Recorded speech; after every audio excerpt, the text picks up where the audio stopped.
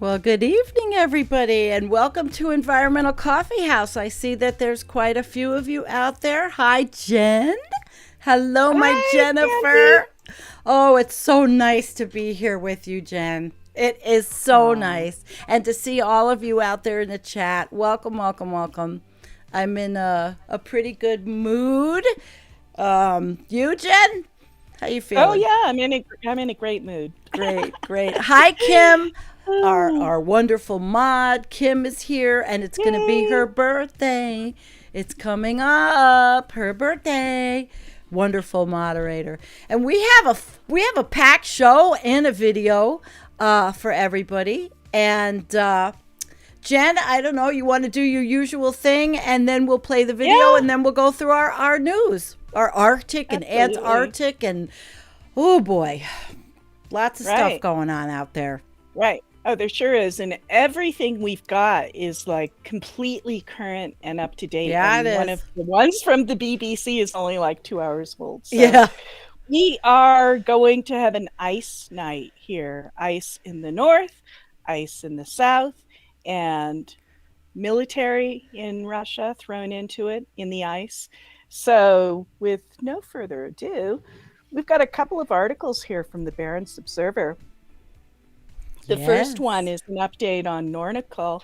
Nornical has changed positively, says Taimyr Indigenous Group. So that's kind of, a good from their point of view, Nornical's doing better, which is great. But it's not all good news. We've got another one from the Barents Observer. This just out. There's been another oil spill from a pipeline that is ruptured. I wonder why. It's really shocking to me that a pipeline would rupture in the Oh, permafrost. you think, Jen?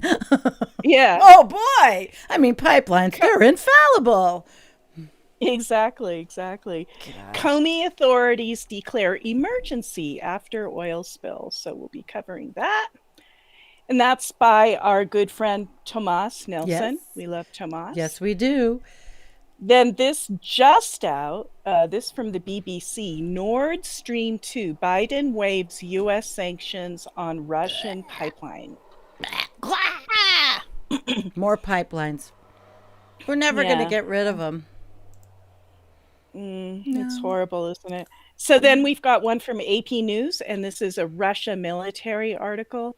Russia's northernmost base projects its power across the Arctic. That one's cool. It's got a lot of photos. Cool. Then we're going to go down to the south into Antarctica and catch up with what's happening there. This just out from the New Scientist. World's largest iceberg has just broken off an Antarctic ice shelf. But they Yay. say, yay. Yeah. Yay. Say Now, it's the curious thing about this one, even though this iceberg is bigger than the island of Majorca, they say it's not related to climate change. What do you that's figure? wild. Well, when we get there, we'll pontificate a little more. Yeah. So, and then we've got what? Yeah, Then we're then we've going got to, one from phys.org. yeah, Permafrost busy carbon tonight. feedbacks threaten global climate goals. Well, that's a little bit of a come to Jesus moment, don't you think? Oh. And then, if we have time, the Arctic Ice Project.org. We've got a little retrospective about what the Arctic Ice Project is. Yep, and that was in the show notes. So, Yeah. that was, And yeah, then that ought to be Sandy, you interesting. you you just sent one right before the show, clear signs that part of the Greenland ice sheet is close to a tipping point. Yeah, I This don't just have it out. pulled up, but I will pull it up if we have time. We can definitely Yeah, talk about that. Yeah. sure. And that's it. That's our show tonight, All right. guys. Well, while everybody is joining us, let me find the mouse. I have a video like usual, and so everybody get your coffee, get your tea, get your vitamin water. I can't do coffee. It's 81 degrees in the house, so I'm not doing coffee. So get your coffee, get your water, and here we go.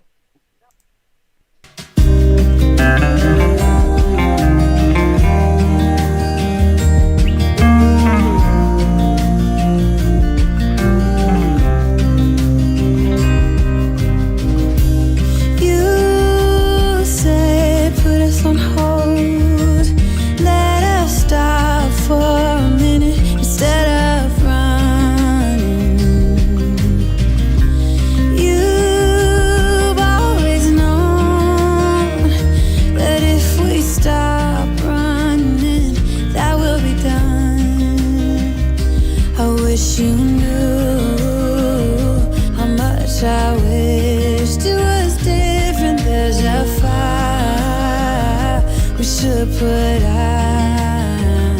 But all I know is how to fall back into you. Oh, I wanna see ya. Now I'm ready to be hurt again. I'll end up in your lap while you pull me closer to your chest. I see it in your eyes that you are ready to be hurt again, like nothing ever crashed. This is the best it ever gets. I see it in your eyes that we will get hurt again. We will get hurt again.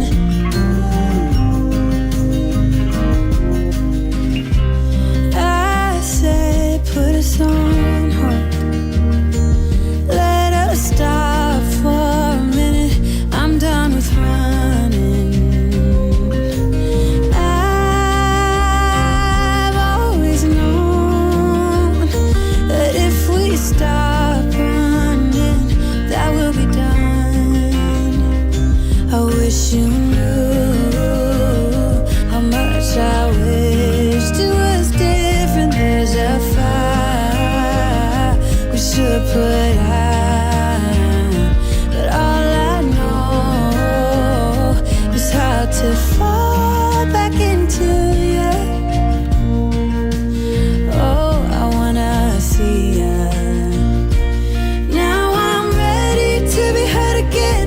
I'll end up in your lap while you pull me closer to your chest. I see it in your eyes that you are ready to be hurt again, like nothing ever crashed. This is the best it ever gets. I see it in your eyes that we will get hurt again. That we will get hurt again.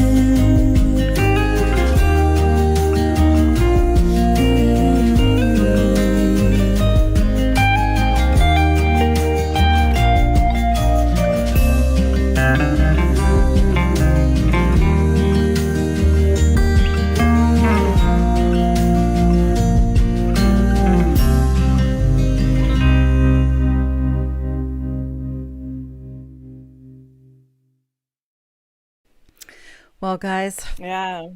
we hope you I enjoyed recognize that. Sam Mitchell's sign there at the end, right? Yeah, he's not even on tonight with us. Sometimes he Oh, pops in, but he started his hip camp. So I hope you guys like that oh, little entertainment for the evening. I thought that finding pictures of the animals in the Arctic, and I enjoy that. So it's a pleasure oh. for me to put a score to things like that. It, Mm-hmm. it's so sad. I found that very, very, very moving. I think the music you chose Sad. was just an incredible, and it just pulled such an emotional strand. You Yeah, know, it is emotional. It is, and we know that we're witnessing the heat. It was over, I think it was over in Fahrenheit, 100 degrees in, I don't know the name of the town, somewhere in the Arctic. And it is just happening, as they say, what faster now? than previous. Well, it was What? this week. I thought it was this week or Oh, 30, maybe it was shoot. 30. It was 30 C. So what is that? 90s? That's hot. That's hot Yeah. up there. Hey, Hunter Z. It's nice to have you all with us, really. It's the news is it's distressing. There's so much going on in the world, and we Yeah. can't possibly cover a quarter of it. But we're going to keep to our side of the Arctic here, which is the Arctic, ice, Antarctic. And we're going to start out with this story on what we've been covering for so long now, the spill in Siberia, the Nornickel. This is the Barents Observer.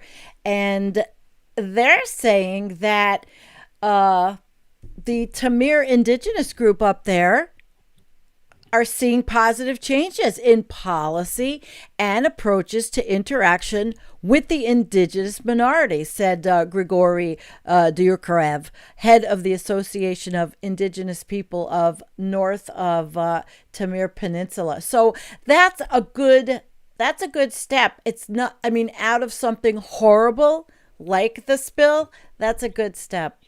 It's definitely makes me feel good about what's going on in little bits, Jennifer, just little bits.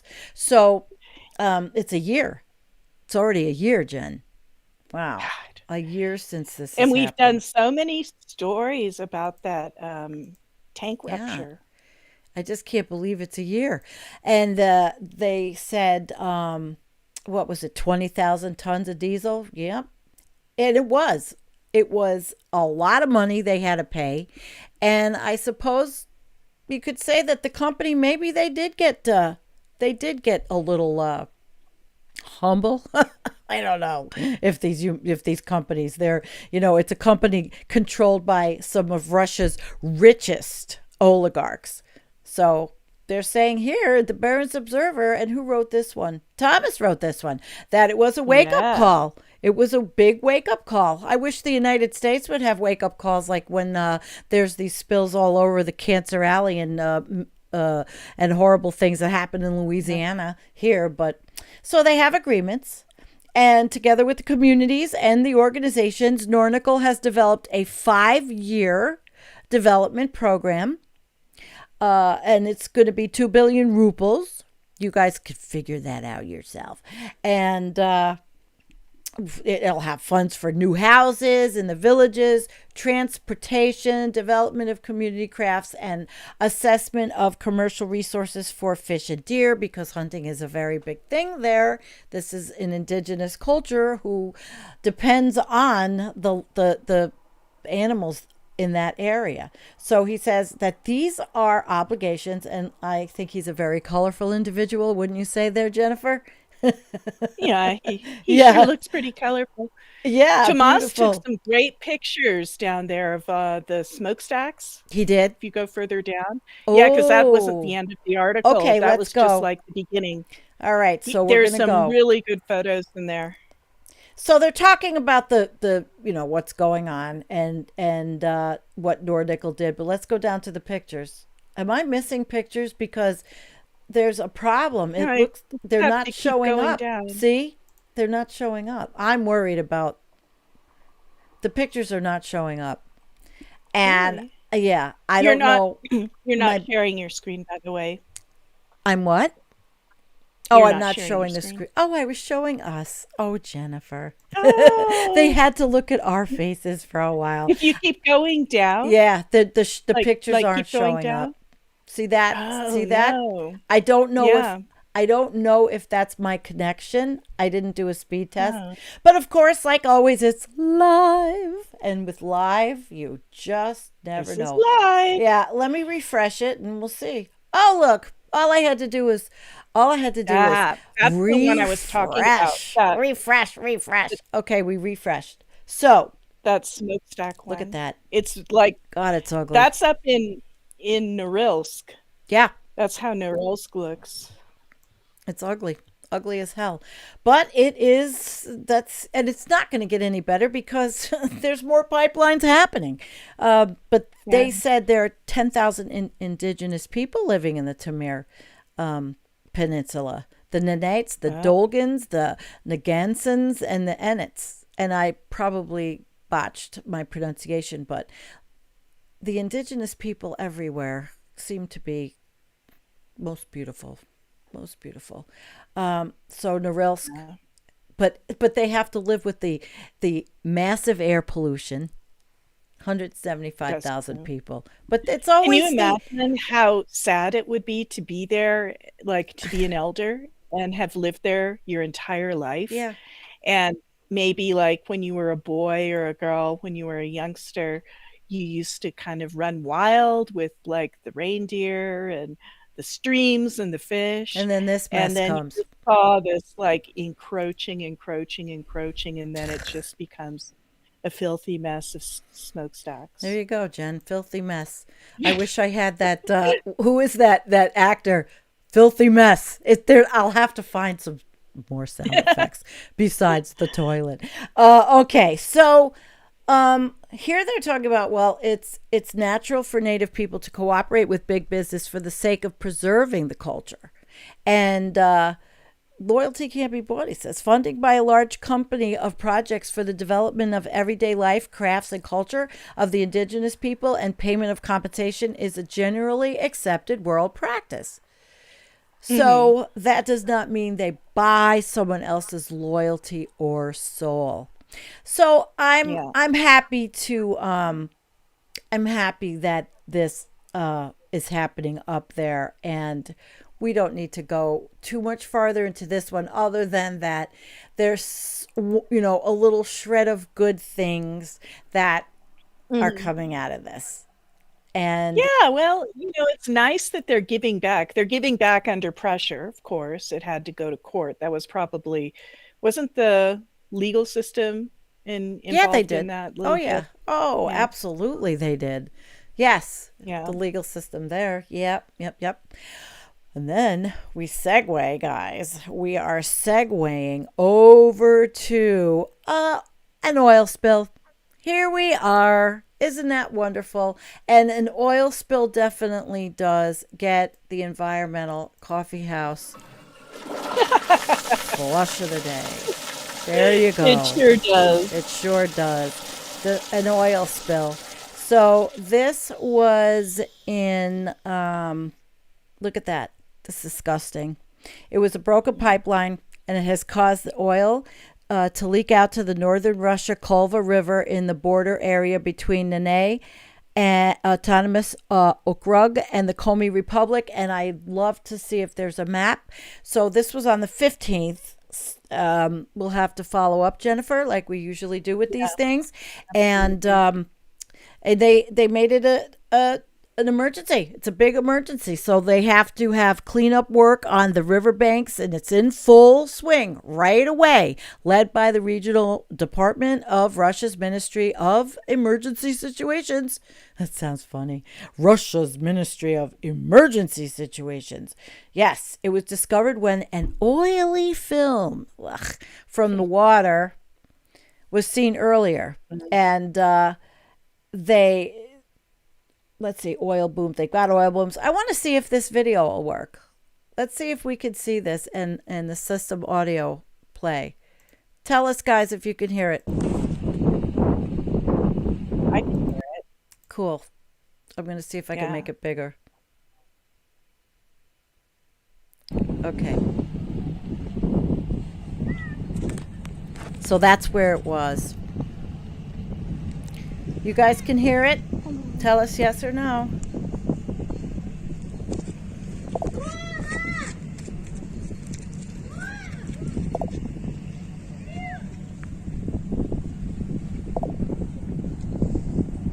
Okay, good.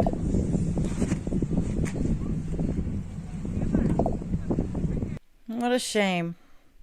God, what a Yeah, mess. it is. So that was Vimeo. I hope I didn't lose the article because I think yep, right. Here it is. Okay, so that's what it looks like there from this new pipeline leak. And these leaks are insidious. They're insidious, and you may not see them looking all encompassing, but they are, and they're dirty, and they kill wildlife, and they're horrible. And I'm firmly not happy about pipelines, and everybody knows that. But so let's see, a blogger from that area, Nene's, who traveled together with local journalists and officials with helicopters over the area, says leakage that happened at the pipelines.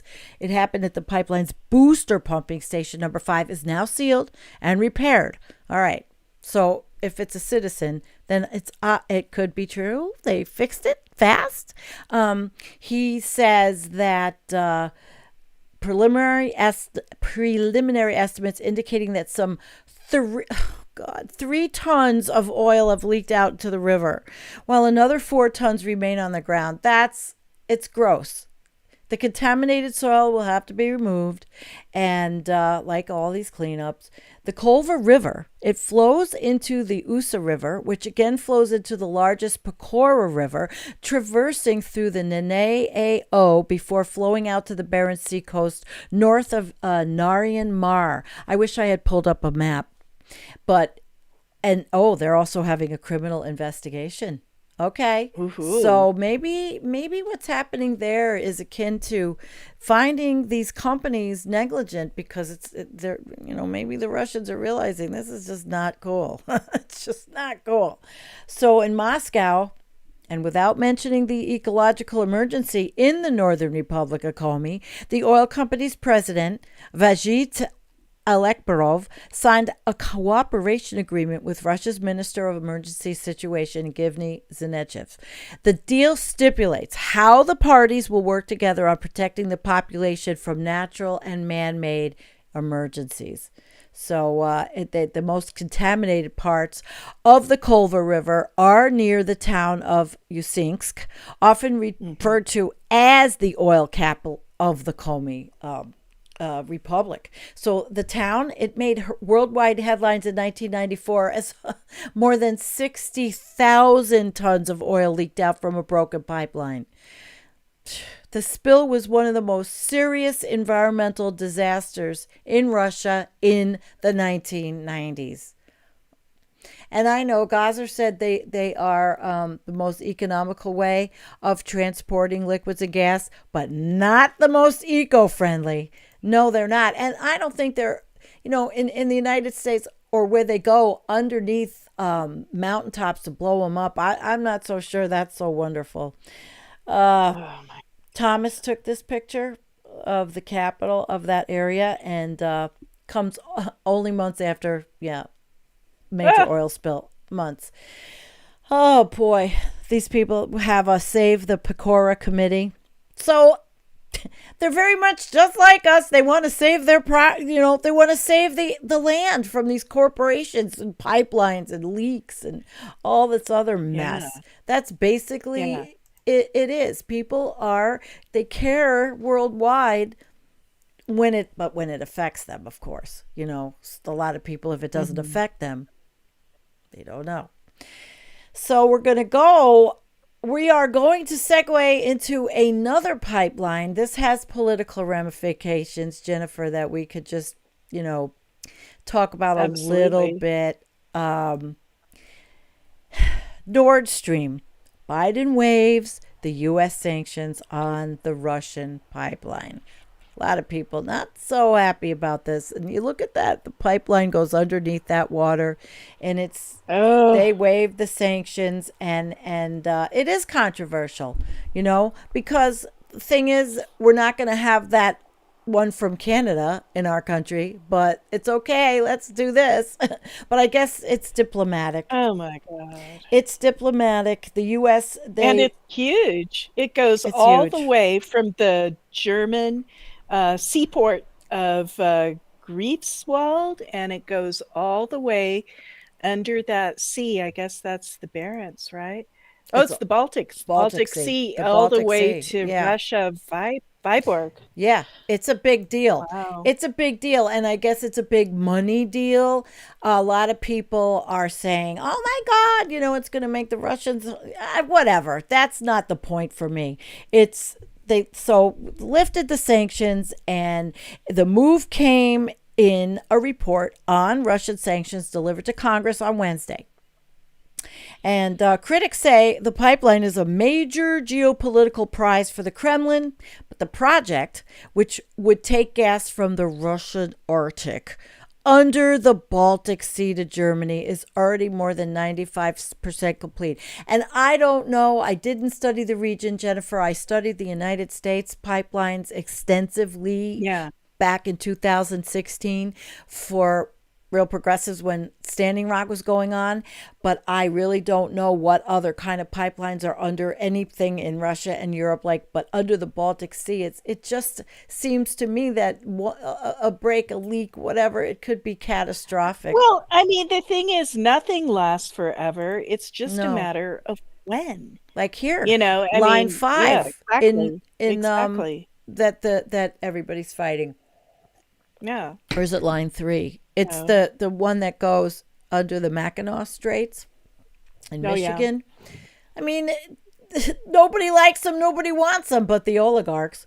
So they go on and they talk about this project, where it's going, and let's see here. It was they engaged in sanctionable activity. Okay, so anyway, Department of State also imposed sanctions on 4 Russian ships involved in the building, though detractors said that would not be enough to stop the pipeline. Well, President Joe Biden said he opposes the 11 billion project, but his Secretary of State, Anthony Blinken, not a conservative, I'm sure, said during his confirmation hearing that he was determined to do whatever he could to prevent it. Now, there it is. See, here it is. I'm sorry. I should have gone down before. There it goes. That's a critical area. See that where it goes through? Oh my gosh. Oh my God. Oh, well, now, but what they did was, see, they said no, but now they're going to lift the sanctions. So what's the world reaction? On Wednesday, America's top diplomat met his Russian counterpart at an international summit in Iceland. Foreign Minister Sergei Lavrov said Russia and the U.S. had serious differences, but should work together in spheres where our interests collide. Cha-ching! Money, money, money. Did I say that? Mr. Blinken said Mr. Biden wanted a predictable, stable relationship with Russia. So earlier, Kremlin spokesman Dmitry Peskov said reports of the impending U.S. sanctions waiver were a positive signal. And Deputy Foreign Minister Sergei Ryabakov was quoted by a state-run TASS news agency as welcoming a chance for a gradual transition toward the normalization of our bilateral ties. So what do you think, Jen? That's the U.S. reaction. I don't know. Everybody's got something to say. Oh my God, don't they ever? Well, they say it's a constructive step from the Biden administration. Well, it depends, I guess, Yeah. who you are Yeah, in the geopolitical world. yeah. And they also say it's an expression of the fact that Germany is an important partner for the U.S., one that it can count on in the future. So, Well, but Democrats the are thing mad at is, him. with all these damn pipelines, it's just a matter of when are they going to break. And considering how much upheaval, I can't recall if there are any faults in that area or not. I think it's pretty stable, actually, from an earthquake perspective. But Okay. still, that's really in the Baltic Sea. I mean, that's if it ruptures, that just ruins that sea. How hard is it I to know. cap something off once it goes off like that? Well, I guess they the way can the turn it pipelines, off, they but do. They're chambered, yeah. and there's these little things called pigs that Okay. go in and can see. But this thing is, it's how long before they notice, even though there's alarm systems, and I'm sorry, there's no fail safe. No matter all the securities that are built in, there's no fail safe. Yeah. I just feel like it is, but so let's see, where were we? So we'll see what happens with that, because they canceled. He was lambasted for canceling the Keystone XL, which is Canada and the U.S. to combat climate change. But we're going to stop. We won't. Let's see. The Democrats are mad. It seems like maybe everybody's mad. This guy, Michael McCall, the top-ranking House Republican on Foreign Affairs, said if the Putin regime is allowed to finish this pipeline, it'll be because the Biden administration chose to let it happen. He added, it's a Russian malign influence project that threatens to deepen Europe's energy dependence on Moscow. See, it's always something, right? It's going to be, Yeah. one is going to fight the other one. We don't want them to get it. And in essence, what's going to lose is the Arctic. That's what's the loser, the big loser. Yep. The big And the loser. problem with the Arctic, it's just so damn fragile. It Yeah, but doesn't they don't regenerate care. as quickly as other. Well, Clearly. I mean, clearly. And then the next Clearly. article, which I'm going to hand over to you, is going to demonstrate Okay. that, it is they want power. And now it is Jennifer's turn. Lucky me. Look at you. All right. So this one, we're going to talk about Russia and the military. Russia's northernmost base projects its power across the Arctic. This just came out yesterday. Really good pictures in this article. So Russia's northernmost military base is bristling with missiles and radar, and its extended runway can handle all types of aircraft, including nuclear-capable strategic bombers. Yeah, just lovely, huh? Projecting Moscow's power and influence across the Arctic amid intensifying international competition for the region's vast resources. So it's kind of a cool looking building. It's shamrock shaped. Did you see a picture of it, Sandy? It's kind of got like these little far down wings on it. I saw it in there when I was going through this article. Did. I guess it might be a little bit, maybe it was someplace else. Okay. But it was one of these articles. Oh, I know what it is. What? This thing is a slideshow. See that guy in the white? That's where I saw it. Okay, let's go. Let's do it. Let's do it. Let's show these pictures. And while here we go. And while you show the slides, I'll kind of go through what this is about. Absolutely. So there's a place called Alexandra Land, and this is where these buildings are, and they're used for radar communications. They've got a weather station, they've got oil storage, they've got hangars, and they've got construction facilities. Wow. And this is all part of Russia's effort to assert its influence over wide areas of the Arctic. Putin loves the Arctic. He loves to go to the Arctic. He loves to be photographed in the Arctic.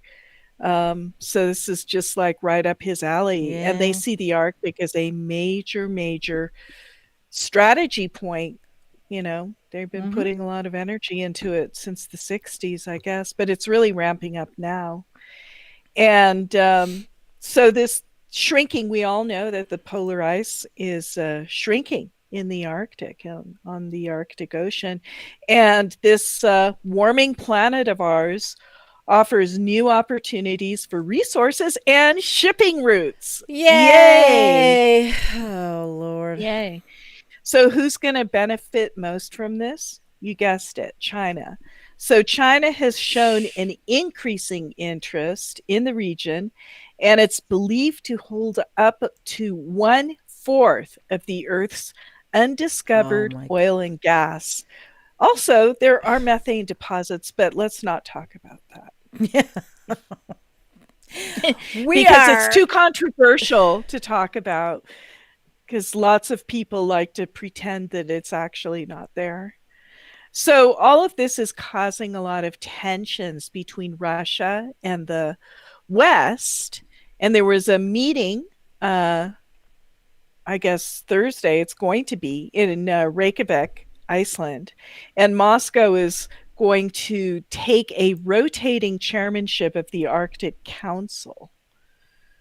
So clearly, our U.S. Secretary of State, Anthony Blinken, he said, we have concerns about some of the recent military activities in the Arctic. Do you think he's a hawk? Oh, look, there it is. No, that's the building. Sorry, that's the atrium. Yeah, the Arctic. I'm glad we found those slides. They're beautiful. They're interesting to look at, even though it's all military shit. Yeah, absolutely. So what they also said was that there are increasing dangers of accidents and miscalculations, and this undermines the shared goal of a peaceful and sustainable future for the region. Not on Russia's watch. Right. Bye, Poppy. So this Sorry. This Russian this Russian base sits about 1,000 kilometers south of the North Pole. So it's directly like 1,000 kilometers down on Alexandra Island. There are all these little Arctic islands. I know. They didn't all used to be islands, though. They in. used to be all connected to the mainland before 400 feet of sea level rise happened. So in the past, Russia submitted some sort of revised bid for vast territories in the Arctic to the United Nations, and they claimed 1.2 square kilometers of Arctic sea shelf, extending more than 350 nautical miles from shore. Well, you know that sea shelf is the East Siberian Arctic shelf. Yep. It's almost the size of the United States. Jen, I'll be right back. I need an ice pack for my computer. You keep on going. Okay. Well, this is live TV or live on YouTube. You never know what's going to happen. I hope her computer doesn't melt down. So, let's see. They say that the entire northern sea route goes through Russia's territorial waters or the country's economic zone. And that was stated by a Russian guy named Moiseyev, and he was on the Great Missile Cruiser. The complex ice conditions make it necessary to organize safe this on a special regime of its use. So there's just, I guess, overall an increasing Russian presence, more Russian bases in the high north, and this has triggered the need for more NATO presence. So everything is ramping up and everything is kind of getting more, escalated a little bit, right? Yes. Yeah. So the NATO Secretary General Jens Stoltenberg said that the increased Russian presence and the more Russian bases in the high north, this is basically they've got presence in the air, and they feel they have to protect the transatlantic undersea cables transmitting a lot of data. So this whole thing is just gonna, I don't know what, blow up or something. Now they are kind of waking up and smelling the coffee here, Sandy. Yeah. Blinken pointed out that the Arctic is warming at twice the rate of the rest of the global average. So that message is definitely penetrating now.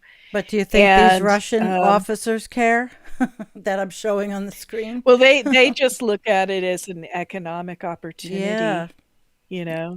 And a power opportunity. They really want to flex their muscles. I know. Everything is ramping up.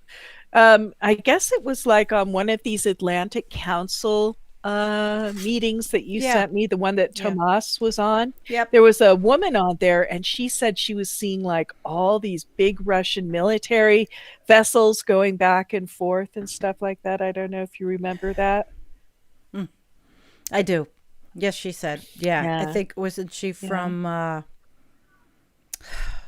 one of the Nordic countries, right? Recall. Yeah. Yeah, she was. Look at the hole in the ice on this one. Oh, wow. Sweet. That's Franz Josef Land. These are pretty cool pictures. Look at that. Wow. Yeah. It's a military outpost down there. Lord. Yeah. And including nuclear capable strategic bombers. I'm sorry. It makes me sick. I can't stand any of this militaristic shit. And Israel, stop friggin' doing what they're doing. Everything is, there's a war somewhere. There's always a war somewhere on this planet. 1, 2, 3, 4, war, right? What are we fighting for? Don't ask me. I don't give a damn.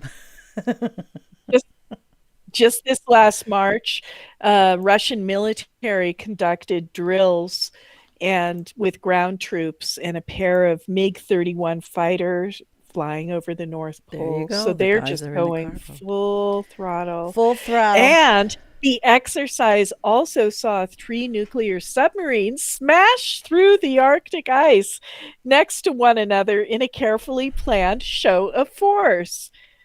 Yay, team. Jesus. Yay, team. Well done. You know? Mm-hmm. Well, there they are. So that's pretty much is the Anthony gist of Blinken. that. Yep. Well, we live in a militaristic fucking world. I mean, it has been this way historically from the time of, I think, the first human brain cell started. And we decided, well, we're going to just fight and be warring and all. And I did a video on that with the head on the stick. God. Last week. Oh Lord. Oh my Lord. God. You guys all all with us, because we have another one coming up. And this is the one about, and Jennifer's going to take this one because we're going to get off the politics a little, and we're going to get on to the iceberg. And take it away, Jen. Yeah. So we're going to go on down to Antarctica. Yep. Where the world's largest iceberg has just broken off an Antarctic ice shelf. And it's bigger than the island of Majorca. Yay. An iceberg bigger than Majorca calved off the Antarctic ice shelf, and it was spotted by satellites, and it was declared upon sighting and measuring the world's largest iceberg. It's shaped kind of like a finger, and it's 4,320 square clicks in size. And here's the statement that they just slip in, and they say, it isn't, now you tell me what you think, Sandy. It isn't thought to have been caused by anthropogenic climate change. What do you think about that statement? Do you think that it's just a natural occurrence? Maybe it is. Jen, I'm sure that there are natural occurrences that happen to these calving it's an action, but until they could say that now, but until, of course, the researchers get their hands on the data and the graphics and the pictures and all that modeling and everything, we won't know. Yeah. So for me to say anything, I mean, of course, it seems so suspect, that climate change it's warmer. Well, especially since the ocean is warming, that's a fact. So if the ocean is warming and this ice shelf is floating on top of the warming ocean and it's eating away at it, of course, I mean, climate change is going to take some sort of toll. I would think. Well, I will wait and see. We can take bets when the scientists figure out, okay, what the hell happened. So this is an ice shelf called the Ronne ice shelf, Ronne, and they say it's in a fairly steady state. And, that I would say now, it might be in a fairly steady state. However, if it just birthed the world's largest iceberg, I don't know. Maybe they want to look at that. So this iceberg is just out there floating around, bigger than the island of Majorca. Wow. And they say it's going to have a significant impact depending on where it ends up. Can you imagine if an iceberg bigger than the island of Majorca came and sat on your beach? How about this? The iceberg floats right up to Manhattan. There you go. It's about the shape of Manhattan. You're right. These are the things. It's bigger than Manhattan. It's bigger than the island of Majorca. That's sizable. God. Yeah, it's sizable. I know. Right. And they say it's big enough to influence the ocean and the salinity of the ocean. Wow. Oh, yes. Well, no kidding. Well, if it's bigger than the island of Majorca, I would say, and it's all fresh water and it melts, that's going to be the water. It has some kind of effect. Yeah. Definitely. Yeah, Okay. depending on the trajectory, and they don't know where it's going, it could Right. be significant as I don't know what Mm, this one was, A68A. That they named their icebergs like that. yes. So I anyway, am that's what's A72. happening in that is what is happening in Antarctica. Okay. Well, here we are moving rapidly along. Pretty good. Oh, yeah. Right along. How are you guys doing out there? Any questions? If you have any questions at the end, give us a cue in front of it so we know. Because it's hard to do the show and pay attention to all the chat. And we're gonna move on. And Jen's gonna All cover right. this next one, which is Yeah. another walk into the permafrost. Right, Take right. that This is away, Jennifer. a good article just came out, I believe, Sandy. And this is by Woodwell Climate Research Center. They put this little bit of information out. Permafrost carbon feedbacks threaten global climate goals. No kidding. No kidding. So the Paris Agreement, which, if you can believe it, was signed more than 5 years ago, set the bar for reduction in greenhouse gas emissions, as we all know. More than 70 countries took on ambitious goals to decrease their CO2, and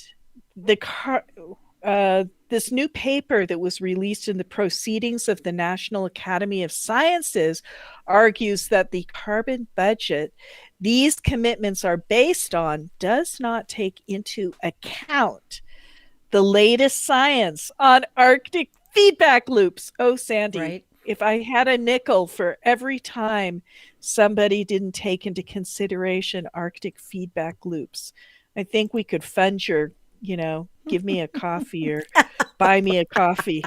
We could fund my internet and my subscriptions because that's what it does. Oh my God. And thank you, by the way, to everybody that has done that. Oh, thank you for all. Buy me a coffee is awesome. Thank you. And this calls for global leaders to what? Rethink emissions goals. Thank you. So they're starting to think about the Arctic warming. So this is good. Let's see if they can integrate feedback loops into their thought process. Arctic warming poses one of the greatest risks to our climate, yet it has not been adequately incorporated into existing climate projections and policies. Oh. Ding, ding, Ding, ding. This was a quote from Sue Natali, and she is the lead author in this paper from Woodwell Climate Arctic Program. She also says, to build effective policy to address the climate crisis, it is essential that we recognize the full scope of the problem. Ding, ding, ding. Oh, wait, where are my sound effects? It's like there's There's the one. Thank you, Sandy. Oh, Thank you, Sandy. Yeah. But you know what? They're in kindergarten. They're in like Arctic ice kindergarten. And you know what, Jen? That is frightening. Okay, we've had enough. I'm done playing.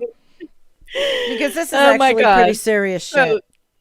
It is. I'm sorry, Sandy. You're right. I am being way too glib. I'm gonna no, hon. I mean, what are we gonna do? Start crying? It's horrible. Well, it is, and I better present this in a better fashion. So I'm gonna tone it down to become more professional. Yes. Yes. I can do so. I can do so. So over the past decade, the rapid Arctic warming has resulted in record-breaking Siberian heat waves. As we know, we covered these, and they're happening again. It's also caused extreme northern wildfires that release massive amounts of carbon into the atmosphere, and the loss of the Arctic sea ice, which we cover ad infinitum here, and the acceleration of permafrost thaw. Put that all together, what do you got? you know? A clusterfuck. Arctic permafrost, a real clusterfuck, baby. Arctic permafrost has been accumulating and storing carbon for thousands of years, as we know. And it does, unfortunately, contain approximately twice the amount of carbon that is currently in the Earth's atmosphere. Oops. Can we have a little Oops. a little sound for that? I don't know if I have one. I don't Twice know if I the have an amount oops. of carbon that's currently in the Earth's atmosphere, and it's releasing carbon into the atmosphere as it thaws. Those emissions exacerbate warming, and this triggers more thaw, potentially leading to an exponential, they use the word, increase in emissions and warming in the coming years. So they're using the word exponential. Yeah, well, that's good. Somebody is. Well, we do. It's real. Yeah. It's real. So this new paper talks about carbon budgets. They show them failing. And they also talk about permafrost and the dangerous climate feedback loops they will set off. Oh, they have a lot of articles So on this. Yeah. This woman, Dr. Rachel Treham, she's a researcher at Woodwell. She says, based on what we already know about abrupt, they use the word abrupt, thaw and wildfire, these feedback loops are likely to substantially exacerbate the permafrost thaw feedback and resulting in carbon emissions. Unless our models account for these anticipated effects, we'll be missing a major piece of the carbon puzzle. And if we had another nickel for every time, Sandy, that we said this didn't fit in the model, yeah, we would be Bitcoin we could fund your we could at least fund your internet. Yeah. So here is where they go that into gets an applause. Okay, thank you for that one. All right, thank you. Oh shoot, yeah. So here's where they go into some sort of strange, I don't know, they depart reality, because then they have to say this. In order to keep the Earth's temperature below 1.5 or 2 degrees, the paper recommends decision makers incorporate the latest science on Arctic carbon emissions into the climate models and carbon budgets used to inform policy, and update risk assessments to determine how quickly we need to reduce emissions to meet climate goals. Yesterday, 10 years ago, 50 years ago, that's when you needed to do it. You needed to do it when Jimmy Carter was president. That's when you needed to do it. Yeah, well, too late. A bit too late. Yeah, we're a bit too late. Yeah. Too late, baby. They're understanding this is an issue. They say we urgently need communication between scientific and policy communities to make sure our climate policies are effective in addressing the scale and scope of the climate crisis. And that takes us to the end of that paper. I wanted to put a comment up by Torstein going south. The Arctic Circle is, and this is so nice, the Arctic Circle is a unique and amazing zone of unity and cooperation, which you would not think if you were only parroting military propaganda against the East. So that's good to know and look into, because of course it's all propaganda. We know this. I mean, it is everywhere, but thank you so much, because you live there, and that's, invaluable for us. So thank you. Absolutely. Thank you, Torsten. So where are we? Yeah. We have, well, we're ready to talk about Greenland. Speaking of Torsten. I have to get that up.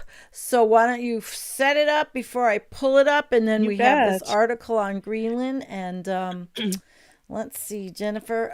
Alrighty, here we go. Clear signs that part of the Greenland ice sheet is close to a tipping point.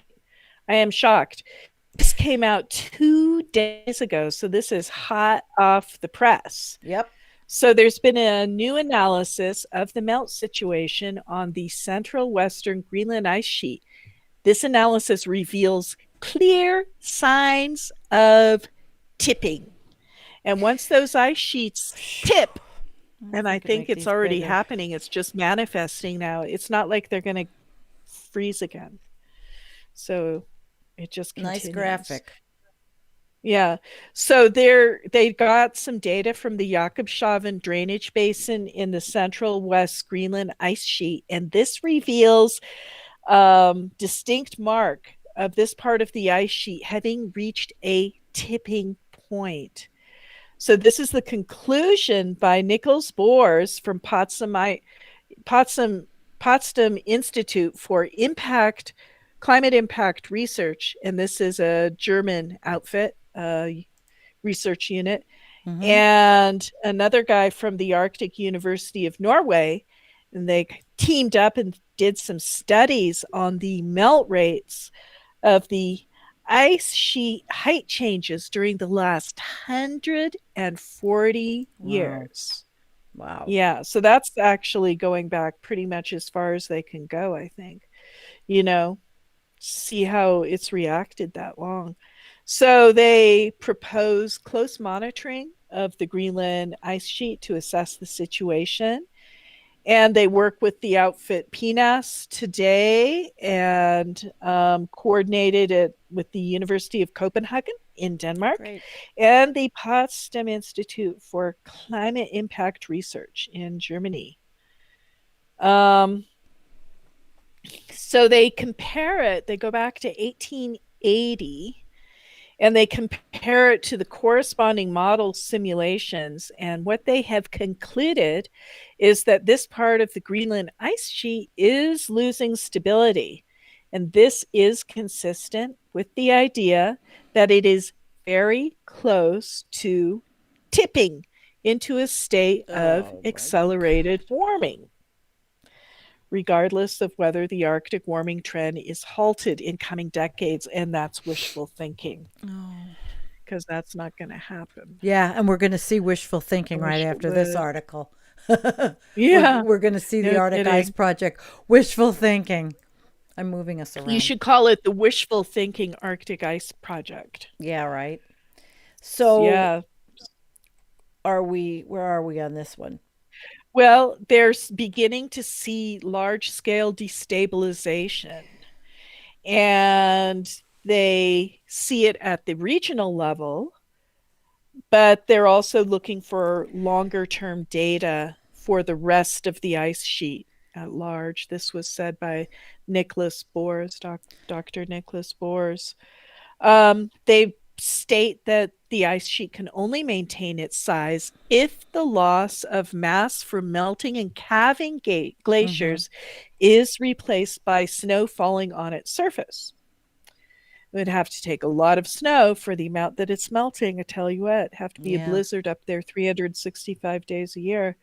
The warming of the Arctic disturbs this mass balance because the snow at the surface often melts away in the warmer summer months. Of course it does. So the melting is mostly going to increase at the lower altitudes, but overall they see that the ice sheet will shrink from a mass imbalance.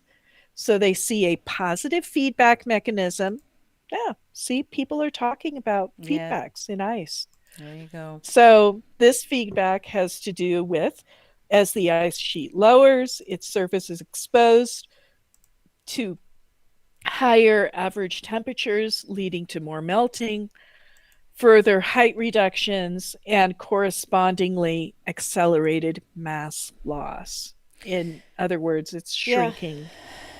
It's happening a lot. And Torstein had a comment that he said it really happened about 21 years ago. Yeah, 21 years ago. I believe Torsten. Yeah, I totally believe Torsten. And it's just starting to manifest at such a huge rate now, but it really tipped before. So we're just kind of being witness to this thing. So now they're talking about concepts like a critical threshold, and they say this process cannot be reversed because with reduced height and a much colder climate would be needed in order for the ice sheet to regain its original size. Well, that's Wow. really wishful thinking because that's never going to happen. No, but let me tell you, the folks at the Arctic Ice Project that we have that article, we are going to bring up the end of the show with technology that's going to save everybody. I'm so relieved. God, I'm I so know, happy to I'm be wrong. so relieved. Okay, Thank God. I mean, somebody else can do it. Yeah, and it's using the they're currently at technology readiness 3 of 8, and it's a novel. Now you remember novel is new, brand new materials approach that proposes to deploy a thin layer of very small hollow glass microspheres across strategically chosen small regions of the Arctic to improve the reflectivity of sea ice, mimicking natural processes to reflect solar energy out of the atmosphere. Now it's So a they're silica. going to throw glass powder. They all said over it's made of an amorphous glass composed of silicon dioxide, and it's an inert compound made of 2 of the Earth's most abundant materials, silicon and oxygen. Now I'll go down because I'll show you their approach is they do a lot of studying of this before that. Good. Here it is. Okay, ecotoxicology, fate, and safety. So before they do anything, they're studying. They said the first tenet of Arctic Ice Project's mission statement is first, do no harm. It is of utmost importance in developing methods for climate change mitigation to ensure that no harm is done to the environment in the attempts to restore ice and that there are no unintended consequences. That's a big thing because it's not going to happen. There'll always be unintended consequences when you are using things like this. It's geoengineering. That's what it is. It is. But it's like, what can possibly go wrong, could right? possibly go wrong. So mitigating. So they say they'll have large scale field testing, and all this information is available on the Arctic Ice Project. But I picked it out because I thought, let's end with, hey, they're doing something. Okay, sure. But they said it would like. Using these, they're going to explore ways to deploy their solutions. And they look at the aerodynamics of the hollow glass microspheres and air dispersal from large ships. Other approaches to dispersal under consideration include dispersing the materials on young grease ice to nucleate, grow, and increase albedo, and using Arctic Ocean currents to spread the material in the selected strategic area. So, Jennifer, that's just one of these projects that is being researched, and we're not going to. It's interesting. I've never heard of that before. Well, it's not going to stop. But nobody's going to stop doing any of it. Well, here we are. So I didn't. Let's see, Snork says, doesn't it sound like a scam to raise money? I love our chat. We got the best chat in the world. But look, it was interesting. And I thought, well, we're going to bring it up. We spent all night talking about how pretty much fucked we are. And so there's some optimism out there in the scientist world and the people that are trying to come up with new and different ways, and I'm certainly not going to disparage them. I don't know. And Jay Thadcast said there is a reason that material has an extreme hazard warning label, death to human lungs. So if that's what's found out, then we know that this is not really going to be. And going south, sure, no harm. I hate to be this way, such a negative Nelly pessimist. I don't know. Okay. Anyway, this has been a good show, everybody. I think we covered a lot of ground, a lot of good ground. we, of course, appreciate you all being with us. And I don't know if anybody has any questions. Oh, yeah. West Virginia vegan, a Creed moneymaker. So you think that the Arctic Ice Project is just looking for money and not going to have... You just don't know. You know, you have to see what kind of... where their fundraising goes, right? Right. All right, so Gary, Mother Nature must go through the process of climate change. Well, she is. She is. What are you doing, Snork? He plans on spending the next month writing a book about my dog so I can use the money from the book to do a climate adaptation farm experiment. I don't know whether to believe him or not. Thank you, God. Cindy. Well, thank you, everybody. We had a good week. Eleanor, thank you. And Kim, thank you for modding. And Lightning Rod, everybody, thank you for being with us. I will put the little separate video up. I'm not going to play it again because we've been over an hour. Jen, thank you. Thank you, Sandy. I really enjoy. It's been a good show, and the ice is melting. There you go. Ever melting. Peace out, guys. We love you. We love you.